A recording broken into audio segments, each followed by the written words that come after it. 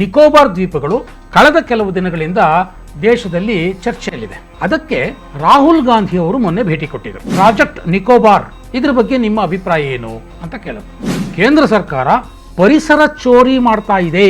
Vote ಚೋರಿ ಆಯ್ತು, EVM ಚೋರಿ ಆಯ್ತು, ಈಗ ಪರಿಸರ ಚೋರಿ, ಸ್ಟ್ರೈಟ್ ಆಫ್ ಮಲಕ್ಕಾ, ಇದು ಸ್ಟ್ರಾಟಜಿಕಲಿ ಬಹಳ ಬಹಳ ಬಹಳ ಇಂಪಾರ್ಟೆಂಟ್. ಚೀನಾ ತರಿಸಿಕೊಳ್ಳುವ 80% ಆಯಿಲ್ ಈ ಮಲಕ್ಕಾ ಜಲಸಂಧಿಯ ಮುಖಾಂತರವೇ ಹೋಗುತ್ತೆ. ಅಲ್ಲೇನಾದ್ರೂ ಅರುಣಾಚಲ್ ಪ್ರದೇಶದಲ್ಲಿ ಚೀನಾ ಖ್ಯಾತೆ ತೆಗೆದ್ರೆ ಭಾರತ ಇಲ್ಲಿ ಅದನ್ನು ನಿಯಂತ್ರಿಸಬಹುದು. ಸೋನಿಯಾ ಗಾಂಧಿ ಅವರು ತಮ್ಮ ನ್ಯಾಷನಲ್ ಹೆರಾಲ್ಡ್ ಪತ್ರಿಕೆಯಲ್ಲಿ ಒಂದು ದೊಡ್ಡ ಲೇಖನವನ್ನು ಬರೆದಿದ್ರು. ನಿಕೋಬಾರ್ ಐಲ್ಯಾಂಡ್ನಲ್ಲಿ ಏನೆಲ್ಲ ಅಭಿವೃದ್ಧಿಗಳಾಗ್ತೀವೋ ಅದು ದಟ್ಟ ಅರಣ್ಯವನ್ನು ನಾಶ ಮಾಡ್ತಾ ಇದೆ. 2008ರಲ್ಲಿ ರಾಹುಲ್ ಗಾಂಧಿ ಮತ್ತು ಸೋನಿಯಾ ಗಾಂಧಿ ಬೀಜಿಂಗ್ನಲ್ಲಿ ಹೋಗಿ ಯಾವುದೋ ಒಂದು ಪತ್ರಕ್ಕೆ ಸಹಿ ಮಾಡ್ಕೊಂಡು ಬಂದ್ರಲ್ಲ, ಅದಕ್ಕೂ ಏನಾದರೂ ಸಂಬಂಧ ಇದೆಯಾ? ಸ್ನೇಹಿತರೆ ನಮಸ್ಕಾರ, ಹೊಸದಿಗಂತ ಡಿಜಿಟಲ್ ಚಾನಲ್ಗೆ ಸ್ವಾಗತ. ಅಂಡಮಾನ್ ನಿಕೋಬಾರ್ ದ್ವೀಪಗಳು ಈ ಹೆಸರನ್ನು ನೀವೆಲ್ಲ ಕೇಳಿದ್ದೀರಿ. ಅದರಲ್ಲೂ ಮುಖ್ಯವಾಗಿ ನಿಕೋಬಾರ್ ದ್ವೀಪಗಳು ಕಳೆದ ಕೆಲವು ದಿನಗಳಿಂದ ದೇಶದಲ್ಲಿ ಚರ್ಚೆಯಲ್ಲಿದೆ.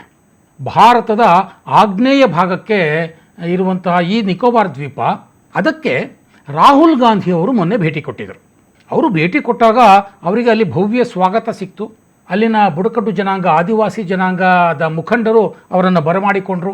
ಸಾಂಪ್ರದಾಯಿಕ ರೀತಿಯಲ್ಲಿ ಸ್ವಾಗತ ಸಿಕ್ತು.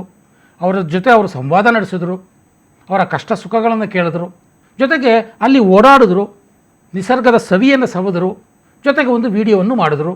ಎಂಥ ಅತ್ಯದ್ಭುತವಾದ ಪ್ರಕೃತಿ ಸಂಪತ್ತು, ಇದನ್ನು ನಾಶವಾಗೋಕ್ಕೆ ಬಿಡಬಾರ್ದು ಅನ್ನುವಂಥ ಮಾತುಗಳನ್ನು ಹೇಳಿದ್ರು. ಇಲ್ಲಿನ ಆದಿವಾಸಿ ಜನಾಂಗಕ್ಕೆ ಯಾವುದೇ ರೀತಿ ಅನ್ಯಾಯ ಆಗೋದಕ್ಕೆ ನಾನು ಬಿಡೋದಿಲ್ಲ ಅನ್ನುವಂಥ ಮಾತನ್ನು ಆಡಿದ್ರು. ಅದೆಲ್ಲ ಮಾಡಿ ಮುಗಿಸ್ಕೊಂಡು ವಾಪಸ್ ಬರುವಾಗ ಪತ್ರಕರ್ತರು ಅವರಿಗೆ ಒಂದಷ್ಟು ಪ್ರಶ್ನೆಗಳನ್ನು ಕೇಳಿದ್ರು. ನೀವು ನಿಕೋಬಾರ್ ಐಲ್ಯಾಂಡ್ಗೇನೋ ಬಂದಿದ್ದೀರಿ, ಆದರೆ ಹಾರ್ಮೋಸ್ ಜಲಸಂಧಿ ಎಷ್ಟು ಇಂಪಾರ್ಟೆನ್ಸೋ ಅದೇ ರೀತಿ ಮಲಕ್ಕಾ ಜಲಸಂಧಿ ಅನ್ನೋದು ಬಹಳ ಇಂಪಾರ್ಟೆಂಟು ಭಾರತಕ್ಕೆ. ಸೊ ಈ ಬಗ್ಗೆ ನೀವು ಏನು ಹೇಳ್ತೀರಿ? ಪ್ರಾಜೆಕ್ಟ್ ನಿಕೋಬಾರ್ ಕೇಂದ್ರ ಸರ್ಕಾರ ಕೈಗೊಂಡಿರುವಂಥ ಒಂದು ಬೃಹತ್ ಯೋಜನೆ, ಇದ್ರ ಬಗ್ಗೆ ನಿಮ್ಮ ಅಭಿಪ್ರಾಯ ಏನು ಅಂತ ಕೇಳಿದ್ರು. ಅದಕ್ಕೆ ರಾಹುಲ್ ಗಾಂಧಿ ಅವರು ನೇರವಾದ ಉತ್ತರವನ್ನು ಕೊಡಲೇ ಇಲ್ಲ. देखिए मैं यहाँ पे आप लोगों को डिस्ट्रैक्ट करने नहीं आया, आप मुझे डिस्ट्रैक्ट करने की कोशिश मत कीजिए, ठीक है? मैं यहाँ पे निकोबार आइलैंड में जो हो रहा है, अंडमान में जो हो रहा है, उसकी बात करना चाहता हूँ. मुझे यहाँ पे हॉर्मुज स्ट्रेट पे बोलने की कोई जरूरत नहीं है. DNI प्रोजेक्ट का कांग्रेस पार्टी सपोर्ट करती है कि नहीं? तो मुझे हॉर्मुज स्ट्रेट पे यहाँ बोलने की कोई जरूरत नहीं है. यहाँ पे मेन इशू है जो अंडमान आइलैंड्स की मैंने आपसे बात बोली, और मेन इशू यहाँ पे है जो इकोलॉजिकल चोरी हो रही है. तो लाखों करोड़ रुपए के पेड़ चोरी और काटे जा रहे हैं, उनकी चोरी होगी, और जो जमीन छीनी जा रही है वो मेन इशू. ನಾನು ಬಂದಿರೋದು ಇಲ್ಲಿನ ಜನಗಳ ಪರವಾಗಿ ಮಾತಾಡೋಕ್ರಿ. ಹಾರ್ಮುಜ್ವೋ ನಿಕೋಬಾರೋ ಅದನ್ನೆಲ್ಲ ಪ್ರಶ್ನೆ ಕೇಳಿ ನನ್ನ ಉದ್ದೇಶನ ನೀವು ತಿರುಚಬೇಡಿ, ಇಲ್ಲಿ ಡಿಸ್ಟ್ರಾಕ್ಟ್ ಮಾಡಬೇಡಿ. ನನಗೆ ಬೇಕಾಗಿರೋದು ಇಲ್ಲಿನ ಜನಗಳ ಹಿತಾಸಕ್ತಿ ಅಷ್ಟೇ. ಅಷ್ಟು ಹೇಳಿ ಅವರು ಇನ್ನೂ ಒಂದು ಮಾತನ್ನು ಹೇಳಿದರು. ಕೇಂದ್ರ ಸರ್ಕಾರ ಪರಿಸರ ಚೋರಿ ಮಾಡ್ತಾ ಇದೆ, ಇಕೊಲಾಜಿಕಲ್ ಚೋರಿ ನಡೀತಾ ಇದೆ. ವೋಟ್ ಚೋರಿ ಆಯಿತು, EVM ಚೋರಿ ಆಯಿತು, ಈಗ ಪರಿಸರ ಚೋರಿ. ಇಲ್ಲಿ ನಿಜಕ್ಕೂ ಪಾಯಿಂಟ್ ಇರುವಂಥದ್ದು ಸ್ನೇಹಿತರೆ, ನಿಕೋಬಾರ್ ಐಲ್ಯಾಂಡ್ಗೂ ರಾಹುಲ್ ಗಾಂಧಿ ಭೇಟಿಗೂ ಏನು ಸಂಬಂಧ? ಪರಿಸರ ಚೋರಿಗೂ ಹಾರ್ಮುಜ್ ಜಲಸಂಧಿಗೂ ಏನು ಸಂಬಂಧ? ಮಲಕ್ಕಾ ಜಲಸಂಧಿಗೂ ಚೀನಾಗೂ ಏನು ಸಂಬಂಧ? ರಾಹುಲ್ ಗಾಂಧಿ ಇಲ್ಲಿ ಈ ನಿಕೋಬಾರ್ ಪ್ರಾಜೆಕ್ಟನ್ನು ವಿರೋಧ ಮಾಡ್ತಿರೋದು ಯಾಕೆ? ಈ ಎಲ್ಲ ವಿಚಾರಗಳನ್ನು ನಾನು ಇವತ್ತು ನಿಮ್ಮ ಮುಂದೆ ಇಡೋನಿದ್ದೇನೆ ಸ್ನೇಹಿತರೆ. ನೀವು ಇತ್ತೀಚಿನ ದಿನಗಳಲ್ಲಿ ಕಳೆದ 2 ತಿಂಗಳಿಂದ ಕೇಳಿದ್ರಿ ಹಾರ್ಮುಜ್ ಜಲಸಂಧಿ ಅಂತ. ಹಾರ್ಮುಜ್ ಜಲಸಂಧಿಯಲ್ಲಿ ಇರಾನ್ ಹೇಗೆ ಅದನ್ನು ತನ್ನ ಹತೋಟಿಗೆ ತಗೊಳ್ತು ಅನ್ನೋದನ್ನು ನೀವು ಕೇಳಿದ್ರಿ. ಆ ಹಾರ್ಮುಜ್ ಜಲಸಂಧಿಯಲ್ಲಿ ಯಾವ ಹಡಗು ಬರೋದಕ್ಕೂ ಇರಾನ್ ಬಿಡಲೇ ಇಲ್ಲ. ಭಾರತದ ಹಡಗುಗಳು ಸೇರಿ ಅನೇಕ ಹಡಗುಗಳ ಮೇಲೆ ಅಟ್ಯಾಕ್ ಕೂಡ ಮಾಡ್ತು ಇರಾನ್, ಅದನ್ನು ಬ್ಲಾಕ್ ಮಾಡ್ತು. ಅದರಿಂದಾಗಿ ಆಯಿಲ್ ಇಂಪೋರ್ಟ್ಗಳು ಬಹಳ ದೇಶಗಳಿಗೆ ಕಷ್ಟ ಆಯಿತು. ಆಯಿಲ್ ಪ್ರೈಸಸ್ ಜಾಸ್ತಿ ಆಯಿತು, ಕೋಲಾಹಲ ಮಾರ್ಕೆಟ್ನಲ್ಲಿ, ಆಯಿಲ್ ಮಾರ್ಕೆಟ್ನಲ್ಲಿ, ಇಂಟರ್ನ್ಯಾಷನಲ್ ಆಯಿಲ್ ಮಾರ್ಕೆಟ್ನಲ್ಲಿ. ಸೊ ಅದೊಂದು ಹಾರ್ಮುಜ್ ಜಲಸಂಧಿ ಅಂದರೆ ಒಂದು ಜಲಸಾಗರ, ಸಮುದ್ರ ಸಾಗರ ಹಾದಿ. ಅದು ಆ ಹಾದಿಯನ್ನು ಬ್ಲಾಕ್ ಮಾಡಿಬಿಟ್ಟು ಇರಾನ್ ಎಷ್ಟೆಲ್ಲ ಆಟಗಳನ್ನು ಆಡ್ತು ತನ್ನನ್ನು ತಾನು ಉಳಿಸ್ಕೊಳ್ಳೋದಕ್ಕೆ ಅಲ್ವಾ. ಆಗ ನಾವೆಲ್ಲ ಅಂದ್ಕೊಂಡಿದ್ವಿ ಭಾರತದ ಹತ್ರ ಆ ಥರದ್ದು ಒಂದು ಜಲಸಂಧಿ ಇದ್ದಿದ್ರೆ ಎಷ್ಟು ಚೆನ್ನಾಗಿರ್ತಿತ್ತು, ನಾವು ಎಲ್ಲರನ್ನೂ ಆಟ ಆಡಿಸ್ಬೋದಾಗಿತ್ತಲ್ಲ. ಆ ರೀತಿಯ ಒಂದು ಜಲಸಂಧಿ ಭಾರತದ ಸಮೀಪವೇ ಇದೆ ಸ್ನೇಹಿತರೆ. ಅದನ್ನೇ ಸ್ಟ್ರೈಟ್ ಆಫ್ ಮಲಕ್ಕಾ ಅಂತ ಕರೀತಾರೆ.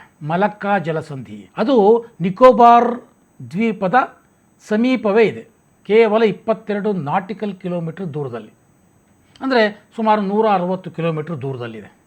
ಸೊ ಆ ಜಲಸಂಧಿಯನ್ನು ಕಂಟ್ರೋಲ್ ಮಾಡುವಂಥ ಎಲ್ಲ ಅವಕಾಶ ಭಾರತಕ್ಕಿದೆ. ಅದನ್ನು ಬಳಸ್ಕೊಳ್ಳೋದಕ್ಕೆ ನರೇಂದ್ರ ಮೋದಿ ಸರ್ಕಾರ ಮುಂದಾಗಿದೆ. ಹೇಗೆ ಬಳಸ್ಕೊಳ್ಳುತ್ತೆ? ನಿಕೋಬಾರ್ ದ್ವೀಪದಲ್ಲಿ ತನ್ನದೇ ಆದಂಥ ಗೆಲತಿಯಾ ಪೋರ್ಟ್, ಅಂದರೆ ಗೆಲತಿಯಾ ಬಂದರು, ಇಂಟರ್ನ್ಯಾಷನಲ್ ಕಂಟೈನರ್ ಟ್ರಾನ್ಸ್ಶಿಪ್ಮೆಂಟ್ ಪೋರ್ಟ್, ಇದನ್ನು ನಿರ್ಮಿಸುವ ಮುಖಾಂತರ, ಅಂದರೆ ಒಂದು ಬಂದರು ನಿರ್ಮಿಸುವ ಮುಖಾಂತರ ಭಾರತ ನೈಸರ್ಗಿಕವಾಗಿ ಒದಗಿರುವಂತಹ ಈ ಒಂದು ಸುಸಂದರ್ಭವನ್ನು ಬಳಸಿಕೊಳ್ಳೋದಕ್ಕೆ ಮುಂದಾಗಿದೆ. ಅದರಲ್ಲೂ ಮುಖ್ಯವಾಗಿ ನರೇಂದ್ರ ಮೋದಿ ಸರ್ಕಾರ. ಈ ಸಂಬಂಧ ನೀತಿ ಆಯೋಗ 2021ರಲ್ಲಿ ಒಂದು ಗ್ರೇಟರ್ ನಿಕೋಬಾರ್ ಪ್ರಾಜೆಕ್ಟನ್ನು ತಯಾರು ಮಾಡಿತ್ತು. ಅದಕ್ಕೆ ಕೇಂದ್ರ ಸರ್ಕಾರದ ಕ್ಯಾಬಿನೆಟ್ ಅನುಮೋದನೆ ಸಹ ಸಿಕ್ಕಿತ್ತು. ಅದರ ಅಂಗವಾಗಿ ಈಗ ಗ್ರೇಟ್ ನಿಕೋಬಾರ್ ಪ್ರಾಜೆಕ್ಟ್ ರೆಡಿ ಆಗಬೇಕು. ಇದು ಸ್ಟ್ರಾಟಜಿಕಲಿ ಬಹಳ ಬಹಳ ಬಹಳ ಇಂಪಾರ್ಟೆಂಟ್. ಯಾಕೆ ಅಂತ ಹೇಳ್ತೀನಿ ಕೇಳಿ. ನೀವು ಮ್ಯಾಪನ್ನು ನೋಡ್ಬೋದು. ಇಲ್ಲಿ ಗೆಲತಿಯಾ ಬೇ, ಅಂದರೆ ಗೆಲತಿಯಾ ಬಂದರು ಎಲ್ಲಿ ನಿರ್ಮಿಸಬಹುದು ಭಾರತ ಅನ್ನುವಂಥದ್ದು ನೀವು ನೋಡ್ತಾ ಇದ್ದೀರಿ. ಈ ಗೆಲತಿಯಾ ಬೇ ಅಂದರೆ ಬಂದರು, ಅಂದರೆ ನಿಕೋಬಾರ್ ಐಲ್ಯಾಂಡ್ನಲ್ಲಿ ಭಾರತ ನಿರ್ಮಿಸಬೇಕು ಅಂತ ಅಂದುಕೊಂಡಿರುವಂತಹ ಬಂದರು, ಟ್ರಾನ್ಸ್ಶಿಪ್ಮೆಂಟ್ ಪೋರ್ಟ್ ಎಲ್ಲಿ ಬರುತ್ತೆ ಅಂತಂದರೆ, ನೀವು ಕೊಲಂಬೋದಿಂದ ಇಂಡೋನೇಷಿಯಾಗೆ ಒಂದು ಸ್ಟ್ರೈಟ್ ಲೈನ್ ಎಳೆದ್ರೆ ಆ ಮಧ್ಯದಲ್ಲಿ ಬರುತ್ತೆ. ಇದು ಯಾಕೆ ಇಂಪಾರ್ಟೆಂಟು ಅಂತಂದರೆ, ಈಗ ಹೇಳ್ತೀನಿ ಕೇಳಿ. ಇದಕ್ಕೂ ಚೀನಾಗೂ ಇರುವಂಥ ಸಂಬಂಧ ಏನು ಅಂತ. ಚೀನಾ ತರಿಸಿಕೊಳ್ಳುವ 80% ಆಯಿಲ್ ಈ ಮಲಕ್ಕಾ ಜಲಸಂಧಿಯ ಮುಖಾಂತರವೇ ಹೋಗುತ್ತೆ.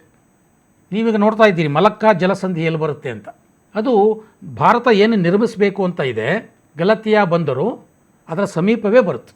ಅಂದರೆ ಯಾವುದೇ ಒಂದು ಅಂತಾರಾಷ್ಟ್ರೀಯ ಹಡಗು ಆ ಮಲಕ್ಕಾ ಸ್ಟ್ರೈಟ್ ಮುಖಾಂತರನೇ ಹೋಗಬೇಕು, ಚೀನಾದ್ದು ಸೇರಿದ ಹಾಗೆ. ಆ ಮಲಕ್ಕಾ ಜಲಸಂಧಿಗೆ ಭಾರತ ಏನು ನಿರ್ಮಿಸಬೇಕು ಅಂತಿದೆ, ಗೆಲತಿಯಾ ಬಂದರು, ಅದು ಒಂದು ರೀತಿ ಗೇಟ್ ವೇ ಥರ ಕೆಲಸ ಮಾಡುತ್ತೆ. ಕೇವಲ 160 ಕಿಲೋಮೀಟರ್ ಅಂತರ. ಸೊ ಯಾವ ರೀತಿ ಇರಾನ್ ಹಾರ್ಮುಜ್ ಜಲಸಂಧಿಯ ಒಂದು ಸಾಗಾಟವನ್ನು ಹೇಗೆ ನಿಯಂತ್ರಣ ಮಾಡ್ತಾ ಇದೆಯೋ, ಆ ರೀತಿ ನಿಯಂತ್ರಣ ಮಾಡುವಂಥ ಎಲ್ಲ ಒಂದು ಅವಕಾಶ ಭಾರತಕ್ಕಿದೆ. ಅದರಲ್ಲೂ ಮುಖ್ಯವಾಗಿ ಚೀನಾದ ಹಡಗುಗಳನ್ನು ನಿಯಂತ್ರಣ ಮಾಡುವಂಥ ಒಂದು ಅವಕಾಶ. ಇಲ್ಲೇನು ಭಾರತ ಇರಾನ್ ಮಾಡಿದ ಹಾಗೆ ಏನು ಮಾಡೋದಿಲ್ಲ, ಆದರೆ ಒಂದು ಅವಕಾಶ ಇದೆ. ಚೀನಾದ ಹಠಾಟೋಪಗಳಿಗೆ ಕಡಿವಾಣ ಹಾಕುವಂಥ ಒಂದು ದೊಡ್ಡ ಅವಕಾಶ ಇಲ್ಲಿದೆ. ಇದನ್ನು ಉಪಯೋಗಿಸ್ಕೊಳ್ಳೋಕ್ಕೆ ನರೇಂದ್ರ ಮೋದಿ ಸರ್ಕಾರ ಮುಂದಾಗಿದೆ. ಇದಕ್ಕೆ ಈಗ ವಿರೋಧ ವ್ಯಕ್ತ ಆಗಿದೆ. ಏನು ವಿರೋಧ? ರಾಹುಲ್ ಗಾಂಧಿಯವರು ಹೇಳಿದಾಗೆ ನಿಕೋಬಾರ್ ಐಲ್ಯಾಂಡ್ನಲ್ಲಿರುವಂತಹ ಅತ್ಯುತ್ತಮವಾದಂತಹ ದಟ್ಟವಾದ ಅರಣ್ಯವನ್ನು ನರೇಂದ್ರ ಮೋದಿ ಸರ್ಕಾರ ನಾಶ ಮಾಡ್ತಾ ಇದೆ. ಅಲ್ಲಿರುವಂತಹ ಬುಡಕಟ್ಟು ಜನಾಂಗಗಳನ್ನು, ಆದಿವಾಸಿಗಳನ್ನು ಒಕ್ಕಲೆಬ್ಬಿಸ್ತಾ ಇದೆ, ಅವರ ಮನೆಗಳನ್ನು ಕಿತ್ಕೊಳ್ತಾ ಇದೆ, ಅವರ ಬದುಕನ್ನು ಕಿತ್ಕೊಳ್ತಾ ಇದೆ. ಈ ರೀತಿಯ ಆರೋಪಗಳನ್ನು ಮಾಡ್ತಾ ಇದ್ದಾರೆ ರಾಹುಲ್ ಗಾಂಧಿಯವರು. ಈಗ ಬಹುಶಃ ನಿಮಗೆ ಗೊತ್ತಾಗಿರಬೇಕು, ರಾಹುಲ್ ಗಾಂಧಿಯವರು ನಿಕೋಬಾರ್ ಐಲ್ಯಾಂಡ್ಗೆ ಹೋಗಿದ್ದಕ್ಕೂ ಚೀನಾಕ್ಕೂ ಏನು ಸಂಬಂಧ ಅಂತ. ಹಾಗಾದರೆ ಸರ್ಕಾರ ನಿಕೋಬಾರ್ ಐಲ್ಯಾಂಡ್ನಲ್ಲಿ ಏನು ಮಾಡ್ತಾ ಇದೆ? ಏನಿದು project Nicobar, greater Nicobar project? ಒಂದೊಂದಾಗಿ ನಾನು ಹೇಳ್ತೇನೆ. ಇದು ಒಂದು 80,000 ಕೋಟಿ ರೂಪಾಯಿ ಮೌಲ್ಯದ ಪ್ರಾಜೆಕ್ಟ್ ಸ್ನೇಹಿತರೆ. ಇಲ್ಲಿ ಒಂದು ಅಂತಾರಾಷ್ಟ್ರೀಯ ಕಂಟೈನರ್ ಟ್ರಾನ್ಸ್ಶಿಪ್ಮೆಂಟ್ ಬಂದರು ನಿರ್ಮಿಸಬೇಕು ಅನ್ನೋದು ಭಾರತ ಸರ್ಕಾರದ ನಿರ್ಧಾರ.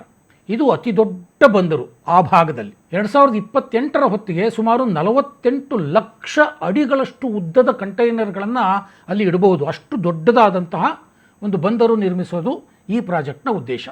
ಇಲ್ಲಿ ಒಂದು ರನ್ವೇ ಕೂಡ ಆಗುವಂಥ ಎಲ್ಲ ಒಂದು ಅವಕಾಶಗಳಿವೆ. ಅದನ್ನು ನಿರ್ಮಿಸೋದಕ್ಕೂ ನೀಲನಕ್ಷೆ ಈಗಾಗಲೇ ರೆಡಿಯಾಗಿದೆ. ಜೊತೆಗೆ 450 ಮೆಗಾವ್ಯಾಟ್ ಪವರ್ ಜನರೇಷನ್ ಪ್ಲ್ಯಾಂಟ್ ಕೂಡ ಇಲ್ಲಿ ರೆಡಿ ಆಗ್ತಾ ಇದೆ. ಅಂದರೆ ಸಂಪೂರ್ಣವಾಗಿ ಭಾರತದ ಸುರಕ್ಷತೆ ಮತ್ತು ಭಾರತದ ಹಿತಾಸಕ್ತಿಯನ್ನು ಕಾಪಾಡುವಂಥ ಒಂದು ಅತಿ ದೊಡ್ಡ ಪ್ರಾಜೆಕ್ಟು ಗ್ರೇಟರ್ ನಿಕೋಬಾರ್ ಪ್ರಾಜೆಕ್ಟ್. ಈ ಗ್ರೇಟರ್ ನಿಕೋಬಾರ್ ಪ್ರಾಜೆಕ್ಟ್, ಈ ಒಂದು ಬಂದರು ಮತ್ತು ಈ ಒಂದು ವಿಮಾನ ನಿಲ್ದಾಣ ಇಲ್ಲೇನು ನಿರ್ಮಾಣ ಆಗ್ತಿದೆ, ಇಲ್ಲಿ ಭಾರತದ 3 ವಿಭಾಗಗಳ ಸೇನೆಯನ್ನು ಇಲ್ಲಿ ನಿಯೋಜಿಸಬಹುದು ಕಣ್ಗಾವಲಿಗೆ. ಈಗ ನೋಡಿ, ಇರಾನ್ ಅಲ್ಲಿ ಏನು ಮಾಡ್ತೋ ಅದನ್ನು ಮಾಡೋದಕ್ಕೆ ಎಲ್ಲ ಅವಕಾಶಗಳು ಭಾರತಕ್ಕಿದೆ ಅಂತ ಸ್ಪಷ್ಟವಾಗಿ ನಿಮಗೆ ಗೊತ್ತಾಗುತ್ತೆ. ಇಲ್ಲಿ ಪ್ರತಿನಿತ್ಯ ಚೀನಾ ಹಡಗು ಸಾಗುತ್ತಲ್ಲ, ಅದರ ಮೊತ್ತ ಎಷ್ಟು ಗೊತ್ತಾ ಸ್ನೇಹಿತರೆ? ವರ್ಷಕ್ಕೆ 26 ಲಕ್ಷ ಕೋಟಿ ಮೌಲ್ಯದ ಆಯಿಲನ್ನು ಚೀನಾ ಇದರ ಮುಖಾಂತರವೇ ಸಾಗಿಸುತ್ತೆ. ಅಂದರೆ ಪ್ರತಿದಿನ 12 ಮಿಲಿಯನ್ ಬ್ಯಾರಲ್ ಆಯಿಲ್ ಆವರೇಜ್ ಈ ಮಲಕ್ಕಾ ಕೊಲ್ಲಿಯ ಮುಖಾಂತರವೇ ಹೋಗಬೇಕು ಚೀನಾಗೆ. ಲೆಕ್ಕ ಹಾಕೊಳ್ಳಿ, ಅಲ್ಲೇನಾದರೂ ಅರುಣಾಚಲ್ ಪ್ರದೇಶದಲ್ಲಿ ಚೀನಾ ಖ್ಯಾತೆ ತೆಗೆದರೆ ಭಾರತ ಇಲ್ಲಿ ಅದನ್ನು ನಿಯಂತ್ರಿಸಬಹುದು ಅಂತ ಒಂದು ಬಹುದೊಡ್ಡ ಅವಕಾಶ ಭಾರತಕ್ಕಿದೆ. ಇದನ್ನು ರಾಹುಲ್ ಗಾಂಧಿಯವರು ವಿರೋಧ ಮಾಡ್ತಾ ಇದ್ದಾರೆ. ಬರೀ ಸುರಕ್ಷತೆ ಮಾತ್ರನಾ ಇದರಿಂದ ಅನುಕೂಲ? ಖಂಡಿತ ಇಲ್ಲ. ಕಮರ್ಷಿಯಲಿ ಕೂಡ ಭಾರತಕ್ಕೆ ಇದು ಅನುಕೂಲ ಆಗುತ್ತೆ. ಯಾಕೆಂತಂದರೆ ಈಗ ಭಾರತದ ಹಡಗುಗಳು ಕೊಲಂಬೋಗೆ ಬರಬೇಕು. ಕೊಲಂಬೋದಲ್ಲಿ ಇದೇ ರೀತಿಯ ಟ್ರಾನ್ಸ್ಶಿಪ್ಮೆಂಟ್ ಪೋರ್ಟ್ ಇದೆ. ಅಲ್ಲಿ ಎಲ್ಲವನ್ನು ಇಳಿಸಬೇಕು. ಅಲ್ಲಿಂದ ಭಾರತಕ್ಕೆ ಬರಬೇಕು. ಸಾವಿರಾರು ಕೋಟಿ ರೂಪಾಯಿ ಕೊಲಂಬೋಗೆ ಕೊಡಬೇಕಾಗುತ್ತೆ ಭಾರತ. ಆ ಎಲ್ಲ ದುಡ್ಡು ಉಳಿಯುತ್ತೆ. ಆವಾಗ ನೇರವಾಗಿ ಇಲ್ಲಿಗೆ ಬರ್ತವೆ ಹಡಗುಗಳು. ಸೊ ಹಣಕಾಸಿನ ವಿಚಾರದಲ್ಲೂ ಭಾರತಕ್ಕೆ ಉಳಿತಾಯ ಆಗುತ್ತೆ. ಆ ಭಾಗದಲ್ಲಿ ಒಂದು ಸುರಕ್ಷತೆ ಒಂದು ಕೈಗೊಂಡಂಗಾಗುತ್ತೆ. ಜೊತೆಗೆ ಅಂತಾರಾಷ್ಟ್ರೀಯ ವಲಯದಲ್ಲಿ ಚೀನಾದ ಮೇಲೆ ಒಂದು ಕಣ್ಣಿಡುವಂಥ ಒಂದು ಅಸ್ತ್ರವನ್ನು ಭಾರತ ಹೊಂದಿದಾಗುತ್ತೆ.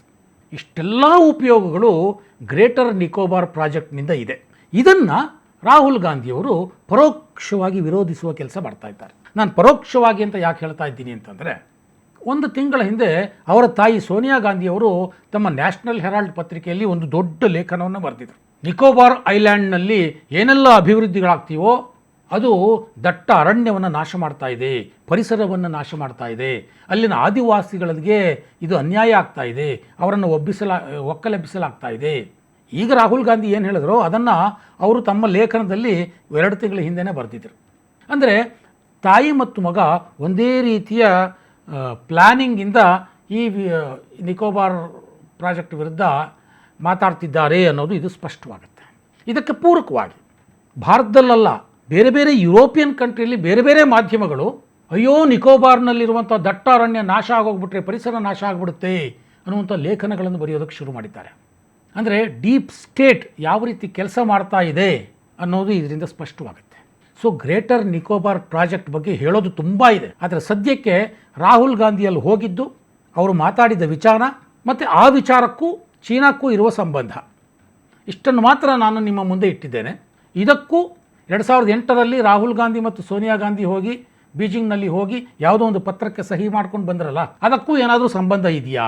ರಾಹುಲ್ ಗಾಂಧಿಯವರೇ ಮುಂದಿನ ದಿನಗಳಲ್ಲಿ ಈ ಬಗ್ಗೆ ಬಾಯಿ ಬಿಡಬೇಕಾಗುತ್ತೆ. ಅಂಥ ಸಂದರ್ಭವು ಸದ್ಯದಲ್ಲೇ ಬರುತ್ತೆ ಅನ್ನುವಂಥ ನಿರೀಕ್ಷೆ ಭಾರತೀಯರದ್ದು.